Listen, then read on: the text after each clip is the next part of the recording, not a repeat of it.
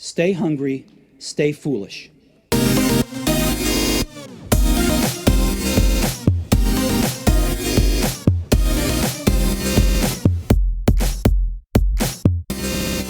Today's guest argues that it was cooking that caused the extraordinary transformation of our ancestors from ape-like beings to Homo erectus. At the heart of this episode lies an explosive new idea. The habit of eating cooked rather than raw food permitted the digestive tract to shrink and the human brain to grow, helped structure human society, and created male-female division of labor. As our ancestors adapted to using fire, humans emerged as the cooking apes. Covering everything from food labeling to raw food faddists, Catching Fire offers a startling original argument about how we became to be the social, intelligence, and sexual species we are today. A fundamental question that every culture answers in a different way, but only science can truly decide, and one today's guest deeply explored, is what made us human. Our guest's work proposes a new answer. He is a true changemaker driven by curiosity and believes the transformative moment that gave rise to the genus Homo, one of the great transitions in the history of life, stemmed from the control of fire and the advent of cooking meals. We welcome the author of Catching Fire, How Cooking Made Us Human, Richard Wrangham. Welcome to the show. Well, thank you very much, Aidan. Nice to be with you. Before we explore the origins of us as humans, I thought we should share your origins right back to when you were a research student with Jane Goodall. Yes, I had the incredible good fortune to spend a year working as a research assistant in Gombe National Park in Tanzania, where Jane Goodall was doing her chimpanzee observations. And as a result of that year, I was able to go back and do my PhD studying the feeding behavior of chimpanzees. So I just watched everything chimpanzees ate, and it made a big impact on me. Yeah, and I loved what you talk about. Sometimes you forgot to bring your sandwiches or prepare your sandwiches, so you just mimicked the feeding habits of the chimpanzees, and that was the driver of this curiosity that led you to this brilliant piece of work. Yes, I don't want to claim too much here, because what happened was that here we are with our closest living relatives in an environment in which they are doing well, eating foods that on the whole it's possible to eat without feeling too sick. Some of them are a bit noxious. But nevertheless, I would sometimes, partly because I've forgotten to take food with me, find myself trying to survive on what the chimpanzees were eating. But in the end, what I realized was that it was simply not good enough. And I just was so happy in the evening to come back and eat a big bowl of mashed potato or pasta or whatever it would be. And the reason I say that I don't want to claim too much is that I think it took me something like 20 years before the penny dropped. And I thought, there's a big difference between what chimpanzees are eating and what I'm eating. It's raw versus cooked. Well, let's explore that penny dropping moment, because you've written this brilliant piece of work that covers so much, as I mentioned in the intro. I'd love if you gave us a brief overview of our fossil record and indeed the transition first signaled 2.6 million years ago by sharp flakes dug from Ethiopian rock. The big story of human evolution is that for about 2 million years, just a little less than 2 million years, we have had ancestors who looked like us in the sense that they were upright and about our body size and were clearly not very good at climbing because they had our basic shape. So, in other words, you could imagine them going down Main Street and being able to walk into a clothing shop and get clothes off the peg to fit them. Now, before then, our ancestors were certainly able to walk upright and probably did so normally when they were on the ground, but they were also good at climbing. So they had much stronger arms and really mobile shoulders, and they were like a chimpanzee standing upright. And so this was a huge difference, and the difference is marked by calling us the genus Homo, initially Homo erectus or maybe Homo habilis, not Homo sapiens until quite recently, until about 300,000 years ago. So the big question for understanding what happened to make us human is what happened to change basically an ape standing upright into an early primitive kind of human. This happened just around 2 million years ago. Already, as you noted, there had been some use of stone flakes for doubtless a variety of activities, which would have included cutting some meat off bones, but probably also shaping wooden sticks, that sort of thing. So the tool use came first, and then later, around 2 million years ago, we became the first members of the genus Homo. The question is why? And as you say, according to the most popular view since the 1950s, there was a single supposed impetus, which was the eating of meat. And people rested their hat on that one. But evidence of cooking was bodily adaptations, for example, less adept at climbing, trading shoulders, intestines, and teeth for brain, evidenced by us sleeping on the ground, not in caves. And the only way to do that, as you discovered, was fire. Yes, I think there are two big reasons for thinking that fire must have been the critical breakthrough, control of fire, that made us human. And one is the one you mentioned, which is that at that point we became committed to sleeping on the ground, because it's quite clear that we could not do what chimpanzees, gorillas, bonobos, apes do, which is, if they need to climb into the trees to be able to sleep. When we lost those climbing adaptations, then we committed ourselves to sleeping in an area on the ground that would have been extremely dangerous. I mean, nowadays, the thought of just going to sleep in the Serengeti, or some place full of a community of carnivores like lions, and just lying down on the ground at night with no fire is absolutely terrifying. It wouldn't happen. It's only when you've got fire that you'd be prepared to sleep on the ground. And the second big reason is what happened with the gut. And when I say the gut, I mean all the way from the mouth through our digestive system. And what happened was that everything got smaller. The mouth got smaller, the teeth got smaller, and to judge from the arrangements of the bones, the actual gut, the intestine, became reduced by maybe as much as a third. And some people have argued that this has got something to do with meat eating, but the changes in the shape of the teeth really don't bear that out, because the teeth were sort of rather small and rounded, quite unlike what you see in animals that are adapted to eating meat. So they have very, very sharp, shearing teeth. And the only reasonable explanation for what happened with the gut, as evidenced by the bones and the teeth, is that we were eating soft, easily digested food. And the only reasonable kind of food that would be is food that was cooked. So this combination of commitment to sleeping on the ground and commitment to eating soft, digestible food, I think speaks very strongly to the fact that this must have been the time at which humans became able to control fire so predictably that they could adapt to using it. And one of the reasons, by the way, for saying that is that whenever this happened, whenever humans did learn to control fire, and in such a predictable way that they could do it always, then there's no question it would have had huge effects on their biology.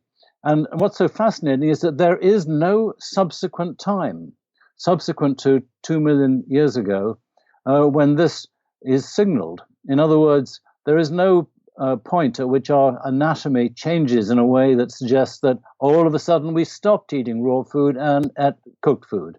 So 2 million years ago, with the evolution of Homo erectus, is really a time that it's very difficult to see how it could be anything other than the point when our ancestors first controlled fire, and that meant that an ape became a human.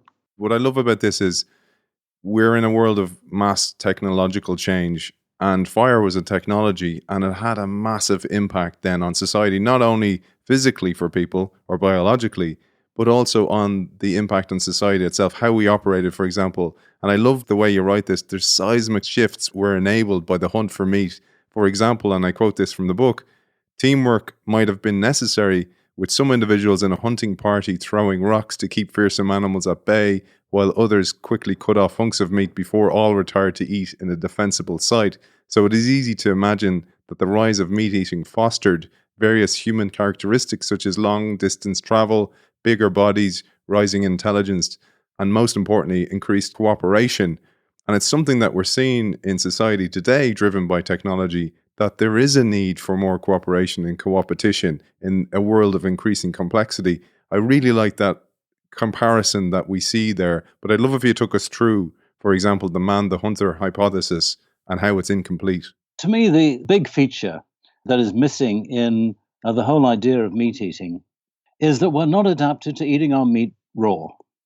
If you actually do a survey of the number of people who eat their meat raw, people living in as hunters and gatherers or small-scale society, you see essentially the only people who ever do it, and even there it's very rare, is in the Arctic, where cooking is tremendously difficult. And what happens is that men who are out hunting for a day go to a cache where they have previously hidden some food, dig it up and get some of the meat. But when they get home in the evening, they absolutely insist that their wives have produced a great soup or a roast or whatever it is, cooked painfully slowly on seal oil flames. If you go to the tropics, nobody ever eats their meat raw. And there's good reasons for that. It's both rather irksome to be able to chew your way through raw meat. It takes a long time. And of course, it's dangerous because bacteria can easily get on it and it's dangerous for you. This all means that to think that humans could have been well adapted to meat eating prior to being able to cook it, it's impossible to imagine, really. And then you talk about how long apes and chimpanzees, primates, have to spend eating all day. I mean, they're chewing for a very long time. And you say this is kind of akin to a raw diet because you're constantly eating because you're constantly hungry because there's a lack of energy from that food. Yes, I mean, it's so fascinating, that when we compare our diets with those of the primates, people have often said, well, we can eat fruit, we can eat meat, we can eat almost everything we do eat, we can eat it raw. And so why don't we do that? Well, there's an answer to why don't we do that, and that is that it takes a tremendous amount of time. When people go out to see chimpanzees for the first time, what they're hoping to do is to see some of the fascinating observations that come from Jane Goodall and others, such as using tools or doing some sort of fancy social things. But actually, the great majority of the time, what you see is they're eating. Because if you are committed to eating raw wild food, in order just to get enough calories per day, as a species like humans or chimpanzees, you have to spend many hours per day, totally unlike people. So chimpanzees that I studied in Gombe with Jane Goodall, they were chewing, literally just chewing, about 6 hours per day.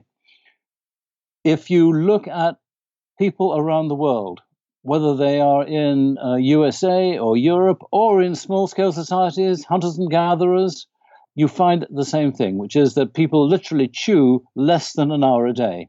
That is because their food is cooked and it is relatively soft and easily mashed up and swallowed. It's just very difficult eating raw food.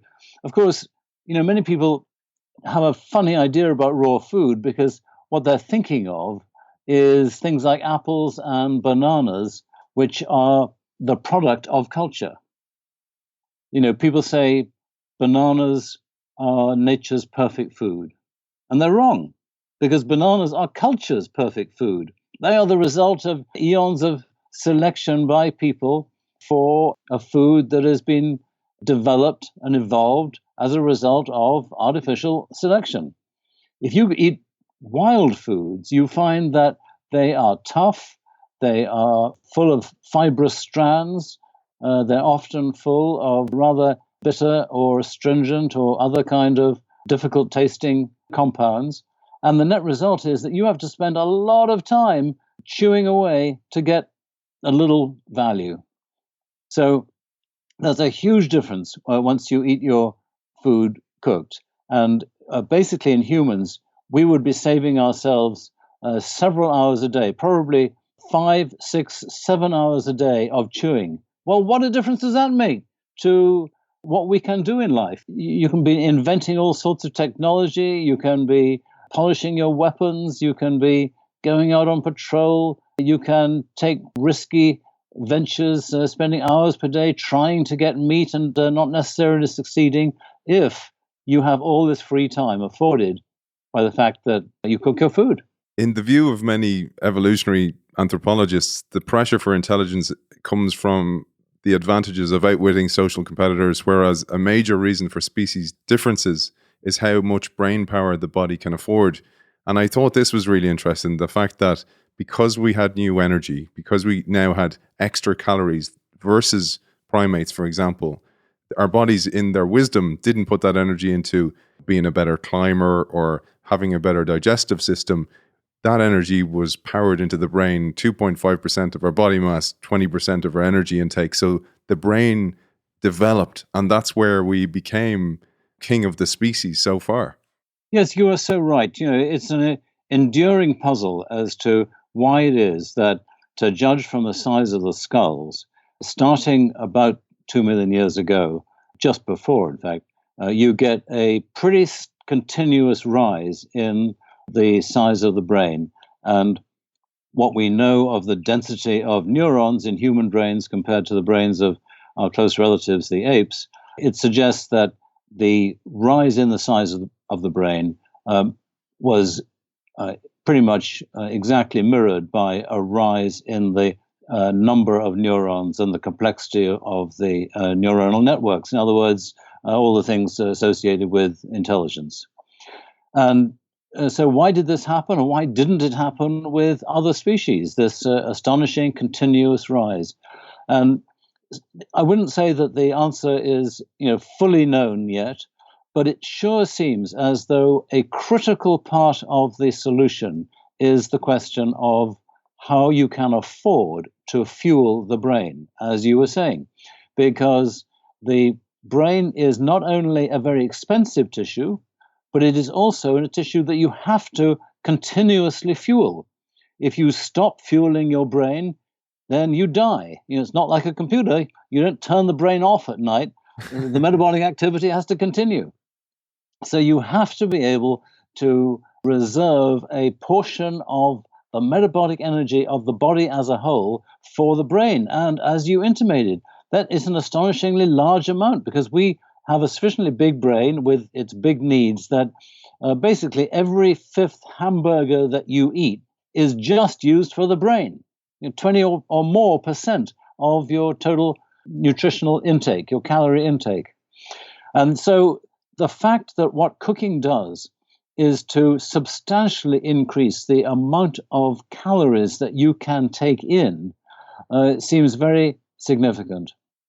Now, one of the ways in which you can think about this is the trade-off between the energy apportioned to different parts of the body. The gut is another pretty expensive organ in terms of its use of calories, but our guts are something like 1/3 smaller than they are in cousin apes. And that's because we have evolved to be able to take advantage of an easily digested food that doesn't require such hard work by the guts. Well, that means that we are saving ourselves lots of energy that would otherwise go to maintaining those guts and driving those guts. And that energy can be used for making the brain bigger. So there's various ways in which you can think of the consequences of cooking with its reduced need to fuel the gut and its increased availability of energy as supporting the larger brain. And I think one way to think about it is that our cooking just got probably better and better and more efficient at producing calories over the last 2 million years. and we've been able to just get continuously bigger brains during that time and just get smarter and smarter. And one of those benefits was social alliances or cooperation. And as you say, most animals are not up to the cognitive challenges of juggling social alliances, but the exceptions are telling. For example, you mentioned the link of sociality to mental power found in social insects. I thought this was fascinating. You mentioned particularly ants and wasps.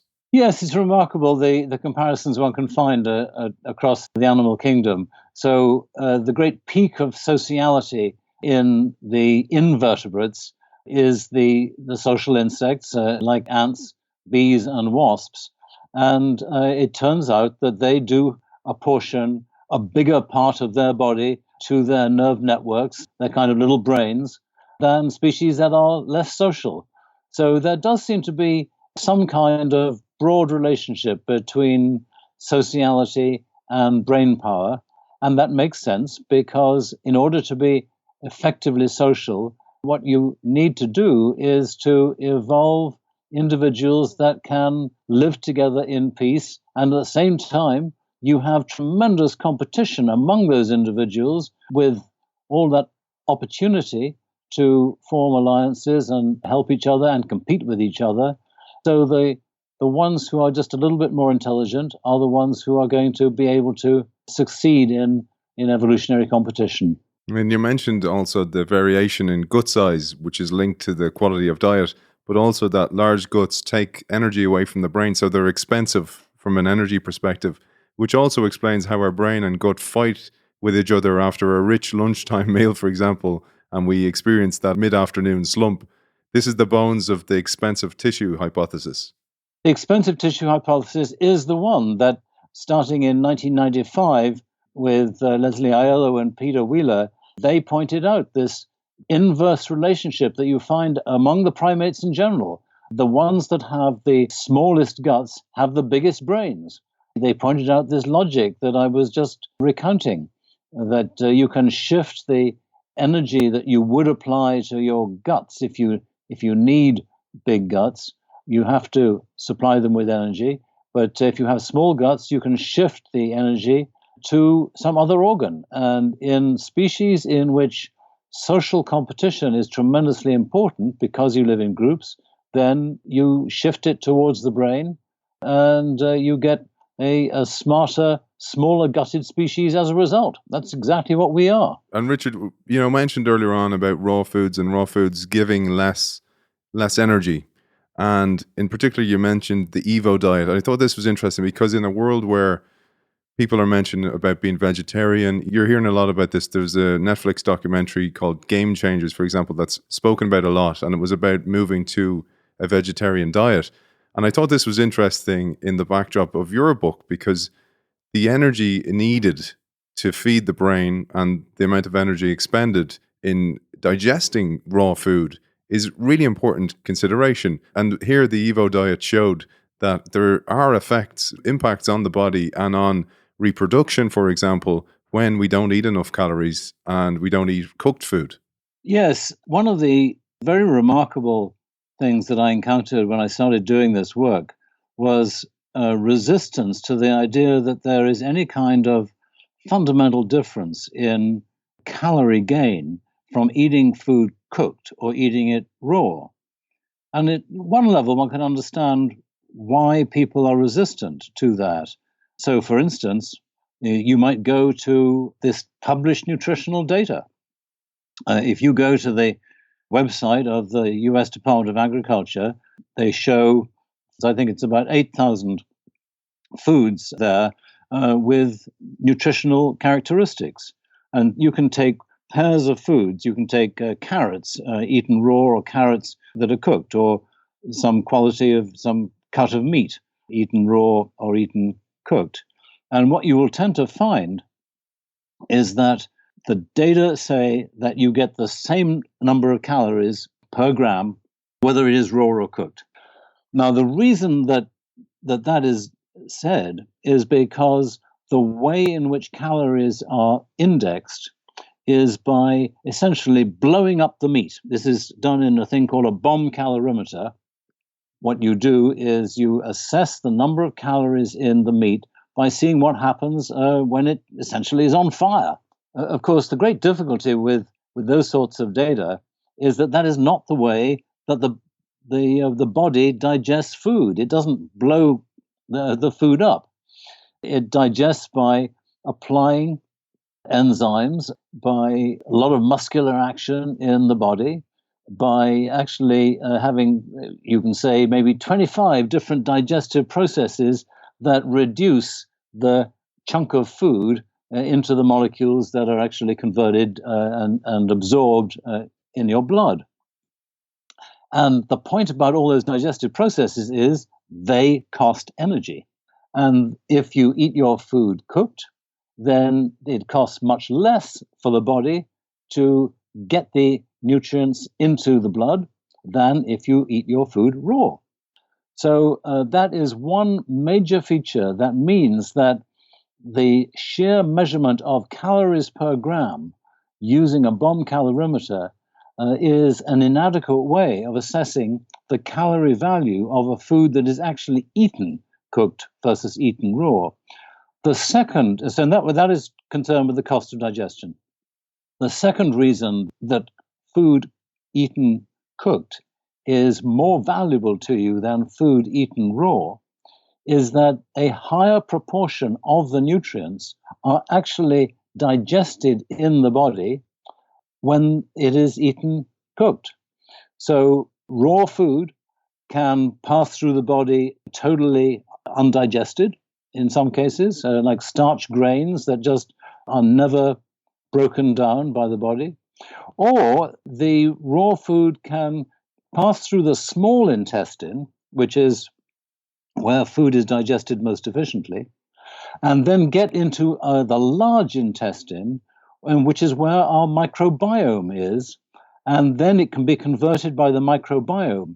But the thing about conversion by the microbiome is that we only get about half of the nutritional value of the nutrients when they are fermented by bacteria in the microbiome. So if the food is eaten raw, then less of it is digested in the small intestine, more of it is either undigested or is fermented by the microbiome, in which case we get less value of it.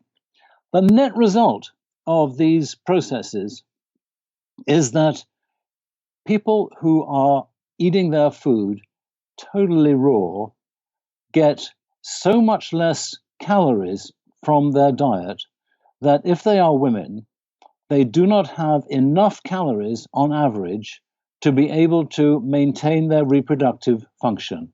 In other words, half of the women on a raw food diet will turn out to stop menstruating.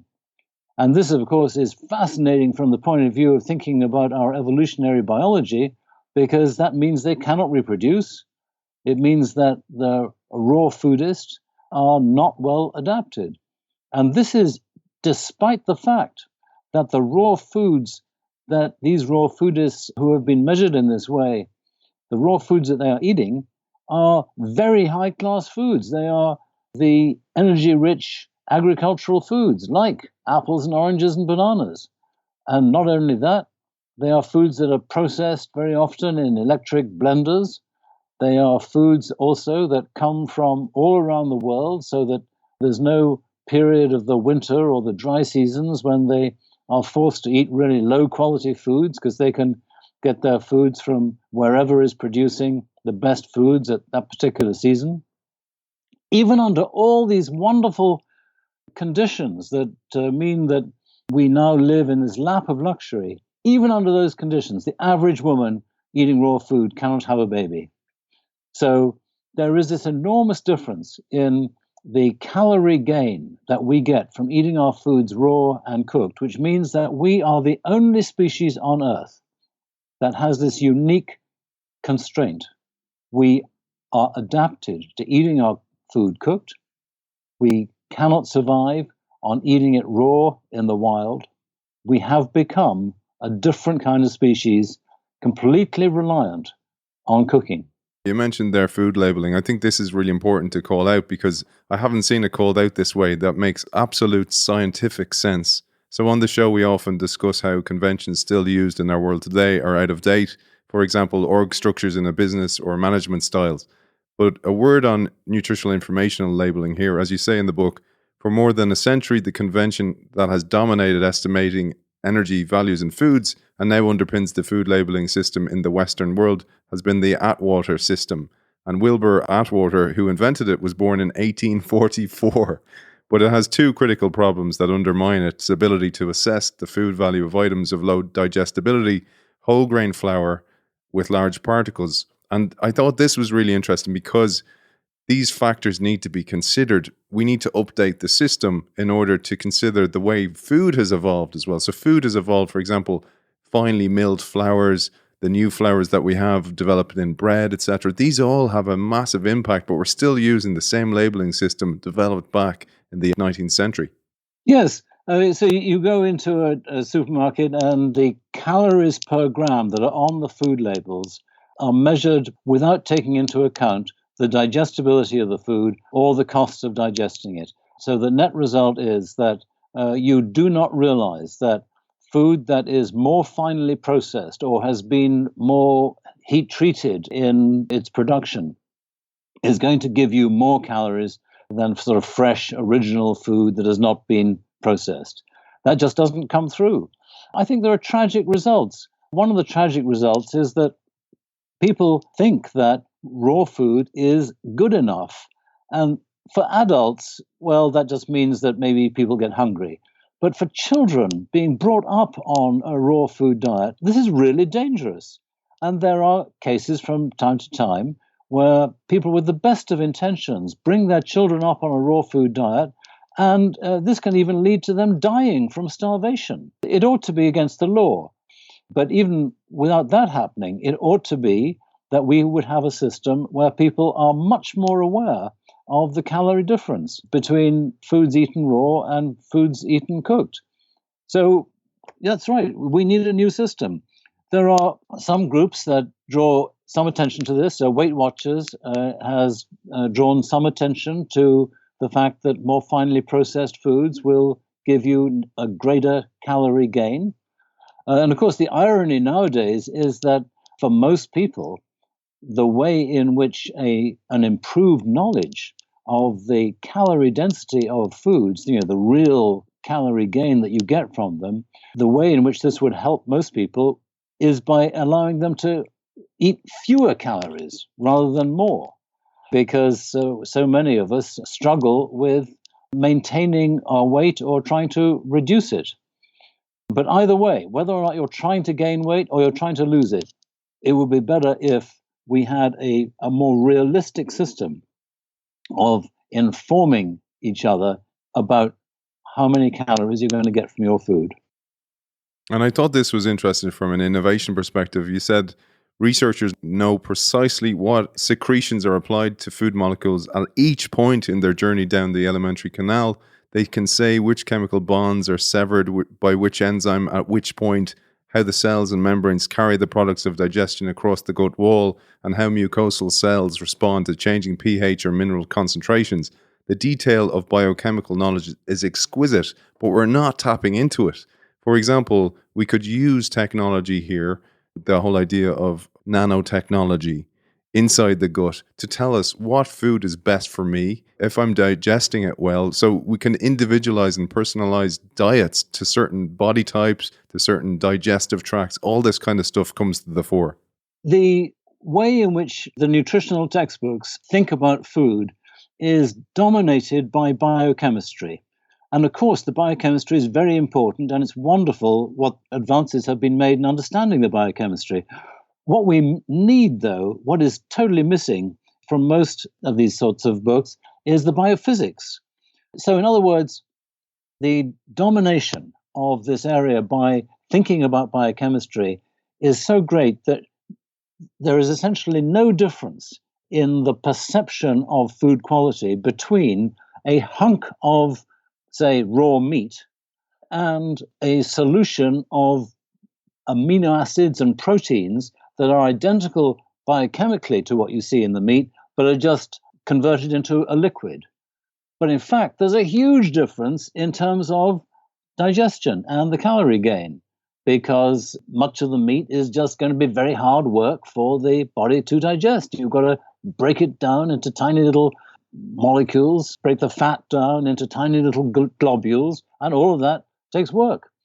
So in order to be able to understand really how our bodies get and use food, we have to think of the physical state in which the food is presented to the body, because it has a great impact on how many calories we end up getting from the food. And one of the things I just wanted to come back to was, because we didn't have to spend up to 6 hours per day chewing to energize the body, we were now able to energize the brain. And you say it was questionable whether the sexual division of labor would have been possible at all while eating raw foods, because of how long it took to hunt or to gather, to chew and digest. But fire here solved this problem. I'd love to delve into this, because this brings us into the whole sexual division of labor and how sociological momentum takes a very long time to develop, and therefore takes a long time to shift into a whole new momentum. Sexual division labor is so interesting. It is as rigid with cooking as it is with anything. And that is to say, if you survey all of the societies of the world, you find that the domestic cooking is always done by women. There are exceptions when you come to public ceremonies, where in many societies, the men will turn out for the day and do the equivalent of fixing the barbecue, maybe all join together in the middle of the village and ostentatiously produce some terrific roast. But day to day, it's always the women who are doing the cooking. And from someone who studied chimpanzees, the whole phenomenon of the sexual division of labor is kind of really striking, because you might get slight sex differences in what is eaten. So chimpanzee males eat a little bit more meat than chimpanzee females do.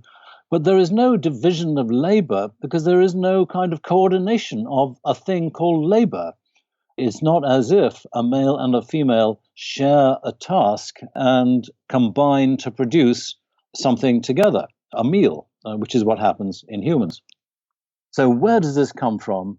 I am very impressed by the fact that once you have cooking, then you have a new kind of problem for the individuals who are organizing their food, because anybody who cooks their food and therefore improves it is vulnerable to having their food stolen.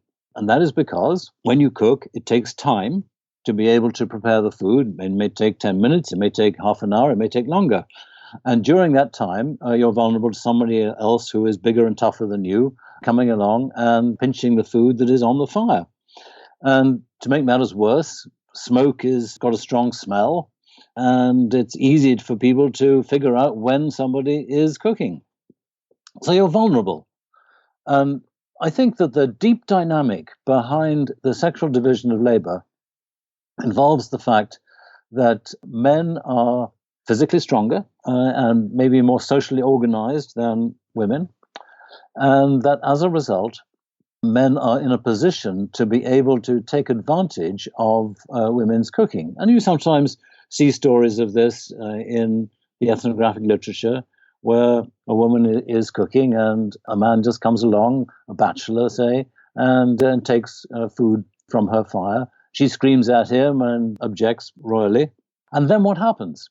Well, then what happens is that she tells her husband that some lousy bachelor came along and pinched one of her roots. And the husband then talks to the other men, the other husbands, and they all get together and confront the thief and tell him to mend his ways. And he does. And if he doesn't, then there's going to be real trouble and he may get beaten or worse. So you've got a system in which women are vulnerable, but they have a system of protection. And that system of protection involves them being able to use the community of husbands as an alliance to protect themselves. Once you've got this, then the men are in a wonderful position, because they can predict that they can, as a result of this alliance, rely on wives to produce their food for them. And that means they can go off and spend hours per day doing all sorts of other stuff. And that other stuff will include both contributing to the family needs through hunting, but it can be other things as well. They can go off looking for girlfriends, or sitting under a tree gambling, or going off to some religious ceremony somewhere, or whatever it is they want to do. I'm making light of it in some ways, but of course in some ways this is rather a horrid story, because it's kind of an exploitation by men of women's labor. And it's a story that you see repeated in society after society.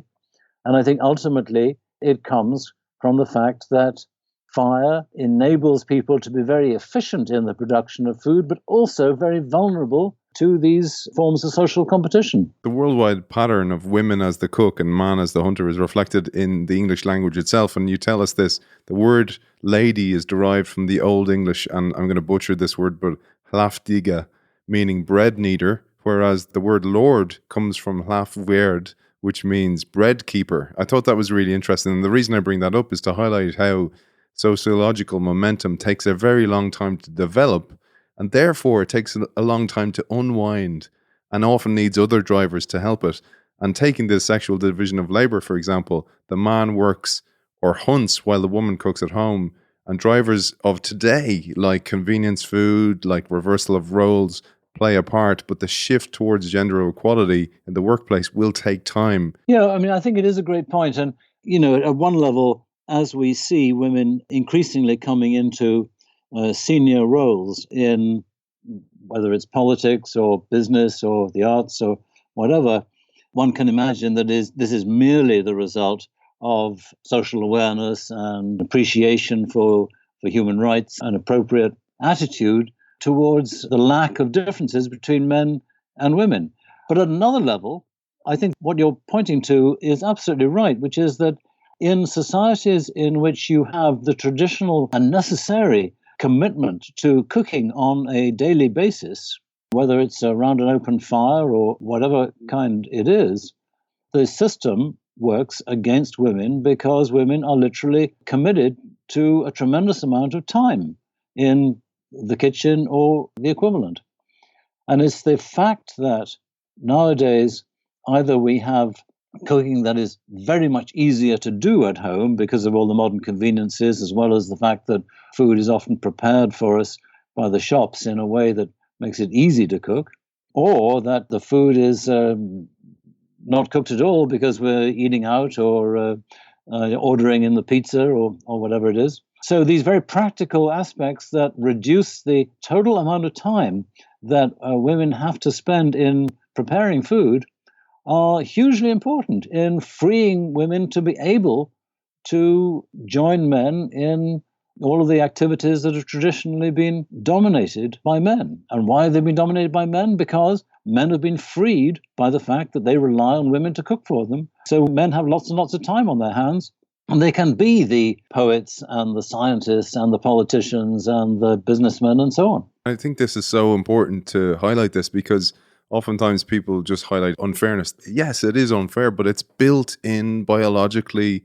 It's culturally built in. And I was fascinated by one of your many interviews where you looked at how male and female leadership styles are very different based on that blend of biology and culture. Yes, there was Obama the other day talking about the fact that it would probably be a better world. It still wouldn't be a perfect world, but it would probably be a better world if women were in charge, were politically dominant. That seems absolutely right. I mean, a very big difference between men and women is that there is a persistence of competition for status and willingness to use risk among men that remains dangerous in a way that is less true for women. Women certainly can be war leaders and take male-like decisions, but overall, it seems very clear that willingness to take big risks is muted in women in general, because according to the way people tend to think about this,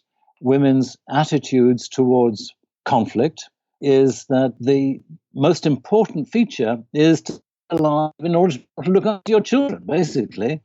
Whereas men are prepared to take wild risks, because if they have huge gains, then they're able to translate them into power, which can lead to huge numbers of wives and big families and so on. whereas for women, it makes sense to be able to take leadership decisions that keep themselves alive for the sake of their children. I mean, that's getting a long way down into the sort of fundamental psychological differences. But the argument is that these kinds of differences would ultimately play out at the political level as well in general. Yeah, I think it's fascinating how that will play out in our society today, where there is so much ego in leadership, and hopefully we're seeing a dispersion of that. And as we see more and more female leaders coming in, for example, Finland has just brought in a whole raft of female leadership. We're seeing it in New Zealand, and therefore very, very different leadership styles and very considered and empathetic leadership styles, not driven by ego.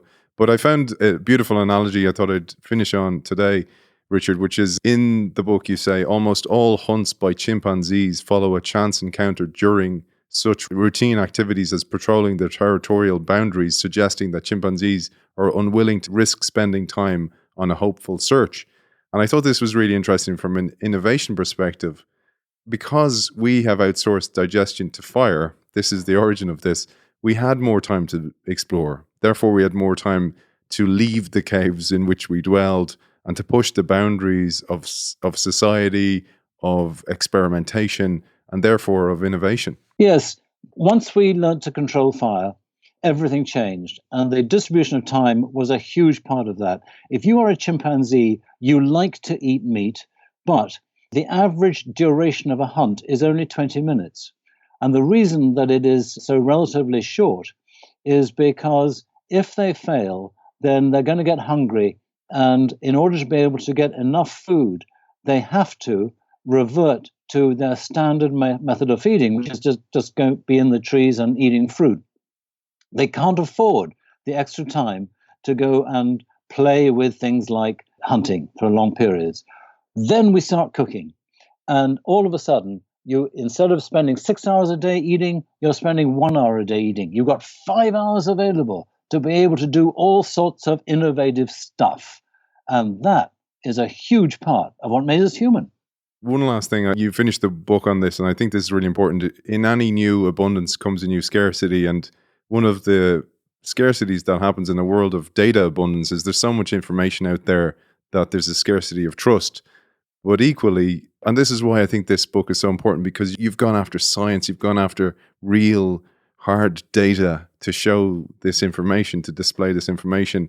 And as you say, and you finish the book on, those of us lucky enough to live with plenty, the challenge has changed. We don't have to chase energy anymore, but now we must find ways to make our ancient dependence on cooked food even healthier. And that is the new challenge. Yes, all these years in our evolutionary past, we have been in lineages like every other animal, desperate to try and solve the problem of hunger. We have lived to get extra bits of calorie, and all of that has changed in the last few decades. We have solved the problem so well that our new problem is to get fewer calories into our bodies.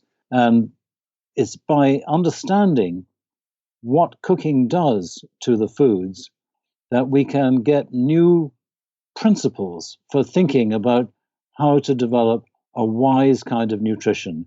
And all of a sudden, it actually is a good thing to eat your food raw if what you're trying to do is to lose weight. So, I'm totally on board with McCullen and people like him who say that we should try and revert to eating more real foods, more whole foods, in other words, less processed foods, and more raw foods. Because if we have a problem with overweight, we can go back and reverse the evolutionary clock, as it were, and become raw food eaters again. And that'll make us healthier. Richard, where can people find out more about your work?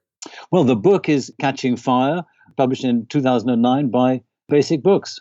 One of the things just to say is innovation and education go hand in hand. And I got such an education from your work, and it's been a real pleasure having you on the show.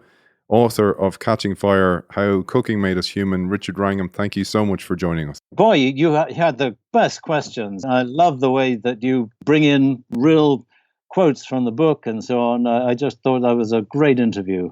Thank you so much, man. And I wish you a very happy Christmas. And thanks for producing such great work. All the best to you, and many thanks.